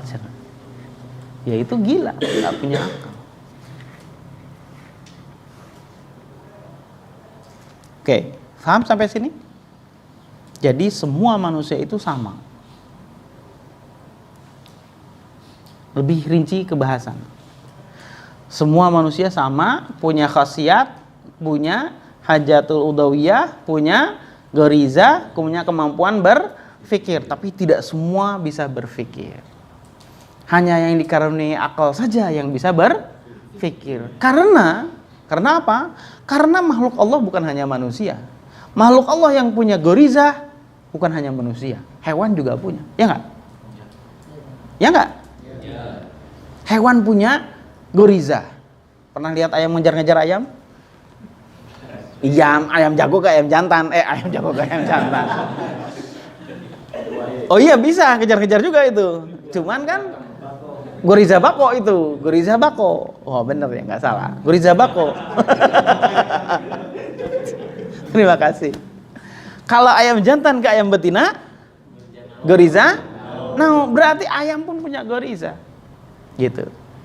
Kalau mau ditangkap dia, itu goriza bako gitu loh. Disarempong, mau bahasa apa tuh disarempong? Dipampreng, bahasa apa itu? Dilempar pakai kayu. Apa yang dia lakukan? Teriak. Allahu Akbar. Ayam dilempar pakai kayu, ya menghindar pasti kan dia. Goriza bako. Oh itu teriak namanya. Bahasa mula. Oke. Kambing juga sama, kucing juga sama, dan semua makhluk Allah selain manusia itu punya hajatul udawiyah, punya goriza. Tapi dia tidak bisa berpikir. Ya. Jadi yang tidak bisa berpikir bukan hanya manusia, hewan juga tidak bisa berpikir. Walaupun komponen itu ada pada hewan. Komponen berpikir ada pada hewan, tapi dia tidak bisa berpikir. Hanya manusia saja yang bisa berpikir. Itu pun yang tidak diambil akalnya oleh Allah. Oleh karena itu sentral nih peranan akal. Sedikit lagi ya. Peranan akal itu sangat krusial. Apa bahasanya krusial? Sangat penting, sangat penting. Kenapa penting? Karena dengan akal itulah alasan Allah menghisab kita semua. Paham? Karena karena alasan akal itulah Allah menghisab yang ada di sini semua. Selama kita masih punya akal, maka dihisab oleh Allah Subhanahu wa taala. Ya. Ya apa ya? Ya. Satu-satunya alasan Allah menghisab kita semua yang hadir di sini, bahkan yang menonton di viewer itu, adalah kemampuan berpikir kita dikarenakan adanya akal itu. Kalau itu tidak ada, maka Allah tidak menghisabnya. Nasnya bagaimana? Rufi'al qalamu an salasin. Allah mengangkat pena dari 3 perkara. Yang pertama, an-na'im. Na'im itu tidur. Orang yang tidur itu tidak di Allah hisab. Orang tidur tidak dihisab. Gitu. Maksudnya sedang tidurnya itu tidak dihisab oleh Allah. Apanya? Ya bangun berarti kan akalnya balik lagi. Kecuali pas bangun Allah nggak belikan akalnya lagi. Oke, an-na'im. Terus kemudian as-saghir. As-saghir itu kecil. Anak kecil itu sampai baligh itu tidak dihisab oleh Allah. Tidak dihisab. Anak-anak sampai baligh itu tidak dihisab oleh Allah. Pernah jadi anak-anak? Ingat nggak waktu itu gimana? Ingat nggak waktu itu gimana? Umur 2 tahun. Nah, itulah alasan kenapa kita tidak dihisab. Waktu SMP ada kejadian yang paling antum ingat nggak? Yang paling berkesan? Nah, itu masih ingat. Berarti akal sudah sempurna. Nah, makanya satu-satunya alasan Allah menghisab kita adalah karena Allah berikan akal kepada kita. Real sampai hari ini. Sampai kita mati. Yang ketiga, tadi tidur, anak-anak sampai balik. Yang ketiga adalah gila, gitu. Jadi kalau tidak mau dihisab oleh Allah, ya pilih salah satu. Serius ini. Tidur terus bisa? Enggak. Ada bangunnya mesti. Kecuali yang punya penyakit tidur ya, ada yang tidur berhari-hari, ada ya. Dihisab nggak dia? Ya ketika tidur tidak dihisab, gitu. Ketika tidur dia ngomongnya jorok gitu, ngomong mencak-mencak atau apapun itu, nggak dihisab dia itu, karena tidur. Beda dengan pura-pura tidur, gitu loh. Tidur. Anak-anak senakal apapun anak-anak itu nggak dihisab oleh Allah. Bahasa kita nakal soalnya. Terus orang gila, apapun yang dia lakukan tidak dihisab oleh Allah. Ya, satu-satunya alasan kenapa Allah menghisab kita karena Allah berikan akal kepada kita. Akal itu apa? Ya tadi, kemampuan untuk menghubungkan antara fakta dengan maklumat sebelumnya. Hadirin kiram rahimakumullah. Ada 2 menit lagi. Kita buka forum tanya jawab. Teman 1, ya. Silakan. Ada yang mau bertanya? Ada yang mau ditanyakan? Silakan. Apapun itu, silakan. Atau sudah paham semua? Paham semua? Insyaallah paham? Paham ya? Jadi kesimpulan kajian kita malam hari ini, khasyatul insan, semua manusia sama. Proses penciptaannya semua sama kecuali 2, ya. Semua sama. Potensinya juga sama. Semua sampai yaumil akhir sama. Jadi semua yang namanya manusia sama. Khasiatnya sama. Nah, yang menjadi fokus bahasan kita adalah kita dikaruniai oleh Allah khasiat berupa tafkir, dan itulah yang membedakan antara kita dengan makhluk yang lainnya. Nih fokus kita. Itulah yang membedakan antara kita dengan makhluk yang lainnya. Kalau yang lainnya tidak dihisab oleh Allah, tapi kalau kita yang dikaruniai akal, yang mampu berpikir, maka Allah hisab semua apa yang kita lakukan. Allahu a'lam shawab. Semoga ini bisa menjadi maklumat yang baik. Belum selesai. Belum selesainya apa? Berarti untuk kita selamat dari hisab Allah, gimana? Apa yang harus kita lakukan agar kita selamat dari hisab Allah? Kan kita dihisab. Ya, karena apa? Karena punya akal. Dihisab pasti, hisabnya Allah pasti. Dengan hisaban yang sangat rinci dari Allah. Agar kita selamat dari hisabnya Allah, gimana caranya? Iya, mau menjalankan perintahnya Allah, itu sering diingatkan, sudah selalu diingatkan di setiap Jumat.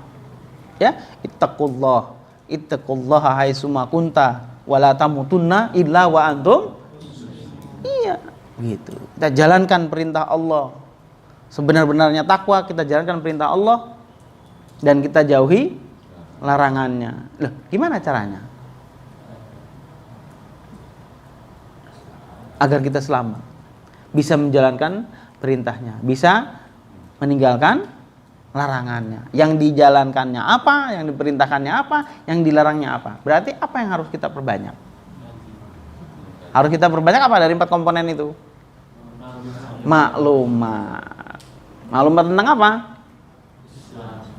Maklumat tentang apa yang Allah inginkan ketika Allah menciptakan kita ke muka bumi ini. Kembali ke bahasan awal, kita tidak minta kepada Allah untuk diciptakan di sini, ya kan? Kita tidak pesan, tidak. Tapi Allah ciptakan ke sini. Allah juga berikan toolsnya, berikan tadi khasiat-khasiatnya. Allah juga siapkan hisab. Sebagai konsekuensi, Allah telah berikan akal tadi. Nah, untuk bisa selamat dari hisabnya Allah, kita perbanyak maklumat. Maklumat tentang apa? Bagaimana untuk bisa selamat dalam hisab itu? Allah turunkan syariat. Ya. Nah, syariat itu aturan. Aturan itu tidak bisa datang dengan sendirinya masuk ke dalam maklumat kita. Haram. Ini boleh. Ini makruh. Ini mubah. Nggak bisa begitu. Tapi harus kita perbanyak. Ya. Caranya gimana? Thalabul ilmi, hadir di majelis, ya. Pesan kepada seluruh yang bisa mengakses kajian pada malam hari ini, betul kita harus bisa memperbanyak maklumat. Tetapi maklumat itu ada beda, ya. Maklumat yang didapatkan dengan hadir di majelis, maklumat dengan kita membaca atau menonton, ya, itu beda. Bedanya apa? Kalau membaca atau menonton searah. Ya, searah. Itu bisa menambah maklumat, ya. Tapi kalau dengan hadir itu ada plus lain, yaitu apa? Keberkahan. Ya. Kalau yang baca dapat pahala insya Allah. Yang nonton juga dapat pahala insya Allah. Kalau memetik kebaikan dari situ. Tetapi kalau yang hadir itu akan mendapatkan keberkahan. Keberkahannya apa? Dari Rasulullah SAW bahwasanya ketika kita menghadiri suatu majlis-majlis ilmu, maka Allah akan turunkan 70.000 malaikat yang hadir di majelis itu.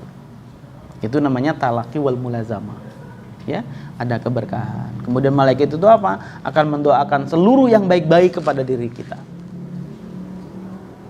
Ada yang kita inginkan tapi sebenarnya nggak baik untuk kita. Malaikat tahu. Maka yang didoakan yang baik-baik buat kita.